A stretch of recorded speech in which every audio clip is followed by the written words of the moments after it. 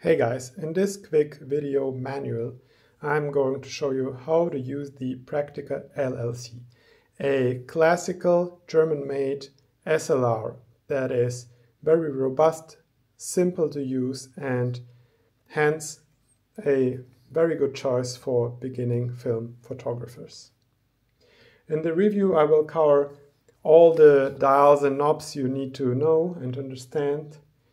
I will show you how to change the battery and what battery options are there, how to change the lens, load the film, setting the camera to make your first shot, how to focus and compose the image, take a photo, and at the end how to rewind the film back to where it was.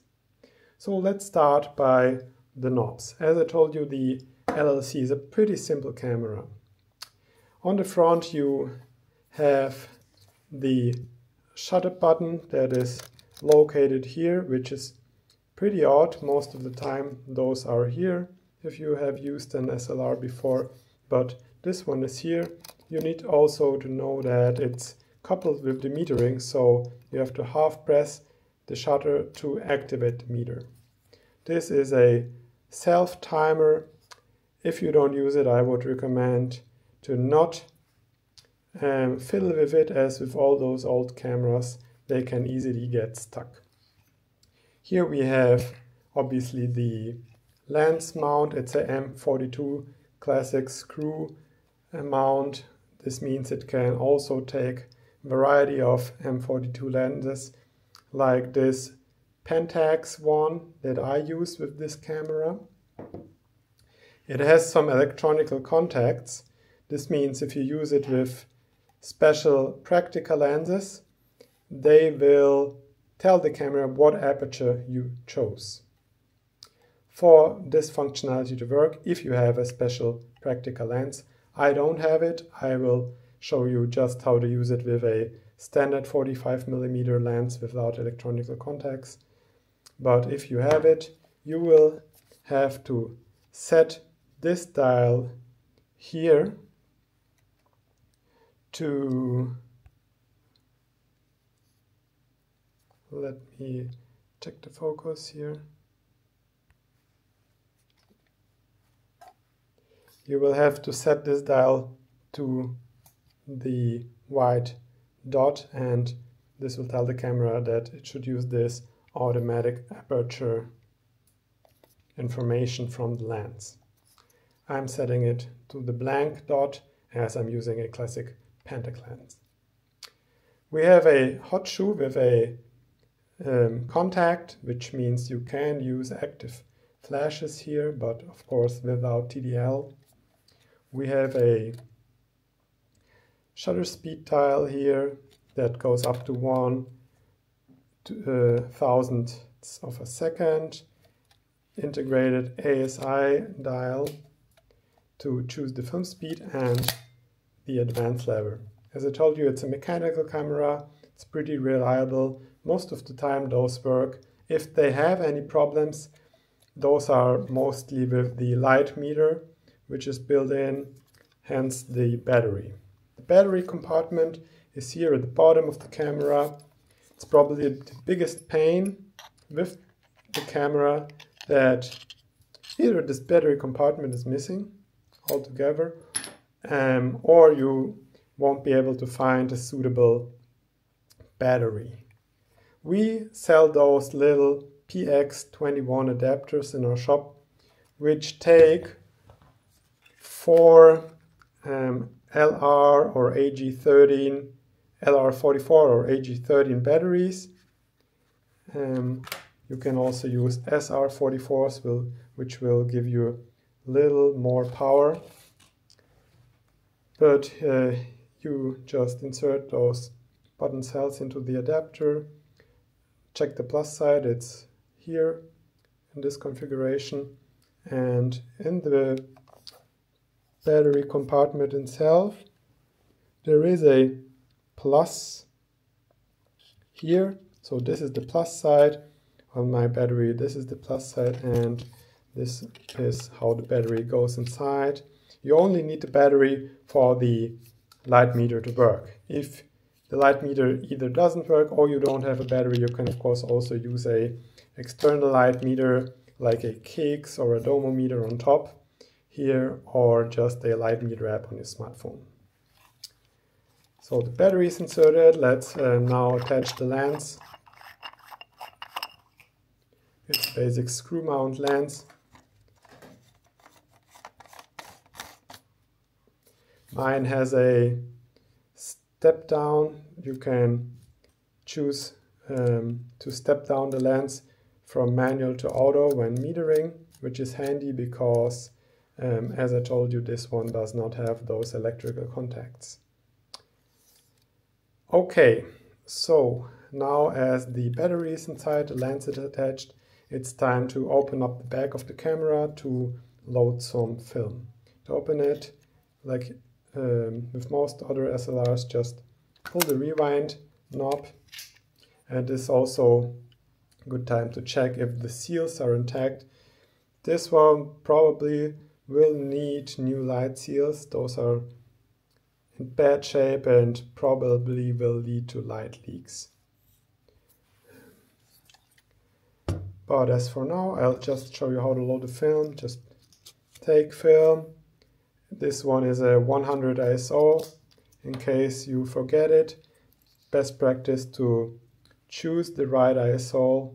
Now 100 is 21 ASA. You can choose it here.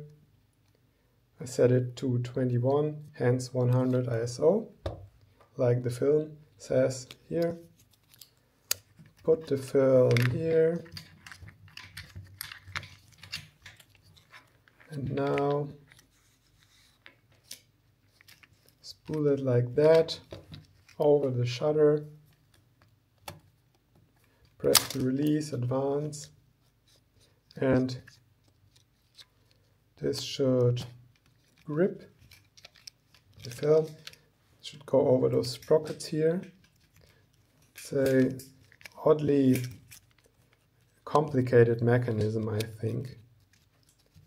Overly complicated for my taste. Let me try it again.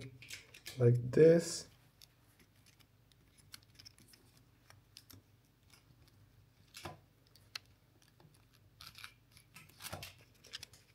Oh gosh, pretty hard to load camera. Okay,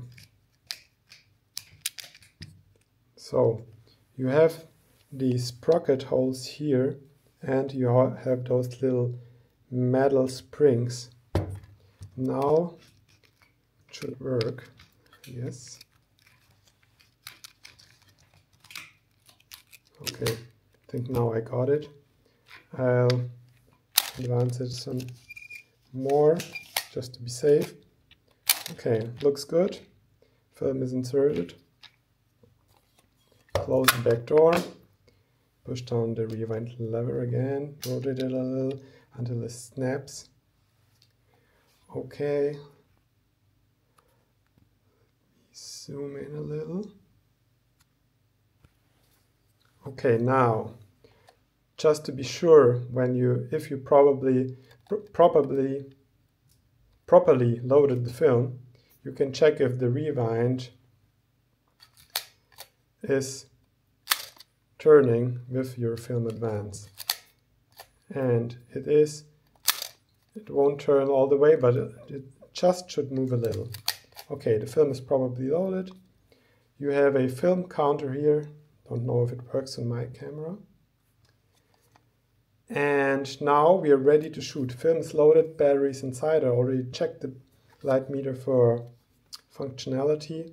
Now this is a pretty hard to show you. There is this little circle and a little indicator. And now you have to choose the right ISO. We already set it to 100. The right shutter speed and the right aperture for the environmental light so that those two match together. And you also have to half press the shutter for the mechanism to be activated. Also, don't forget to set your lens to manual so that it, as you can see now, it steps down, and when I turn the aperture dial, now only the light that will hit the film is entering the camera for the light meter. Okay, ISO is set. Now I can choose some combination of ISO and shutter speed so that needle and circle are matching. Inside, plus half pressing the shutter. Okay. It's really hard to show you, but I hope you get what I mean. Same thing goes for the focusing. This is a manual focus camera, obviously, and you will have to manual focus either by guesstimating the distance using the scale here in meters.